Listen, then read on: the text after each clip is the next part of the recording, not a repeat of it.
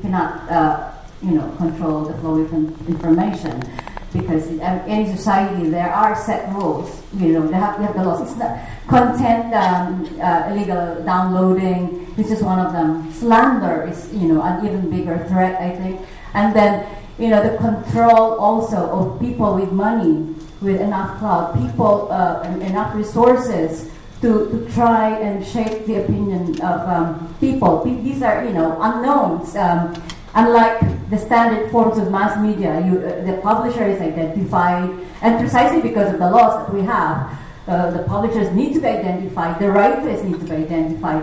In these forms of the alternative media, internet, and nobody's identified. So, do you see any form of control, or would you advocate any form of control acceptable or not? Or should we just wait again for the natural way that you mentioned before, that the hoaxers and are going to be eliminated along the way anyway?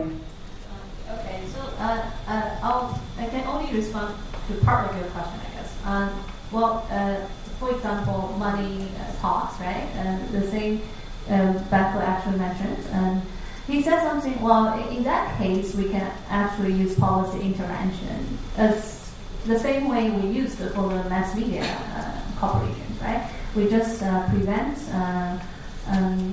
concentration or centralization by making policies that are require the put limits on the size of the corporations. So if the websites or the blog really becomes so big and they try to make profits from it, maybe we can regulate these several popular or prominent websites the same way as we regulate mass media, right?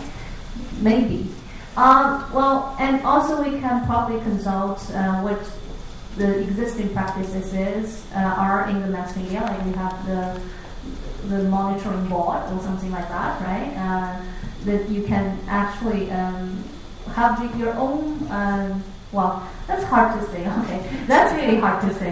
How can you? Well, I cannot imagine, bloggers would surrender themselves to an association like this.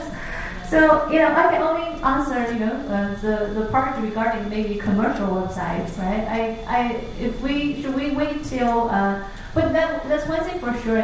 I agree with you that, even the online sphere, it's a society. It has their own norms and rules that you should follow in order to survive in this online sphere. So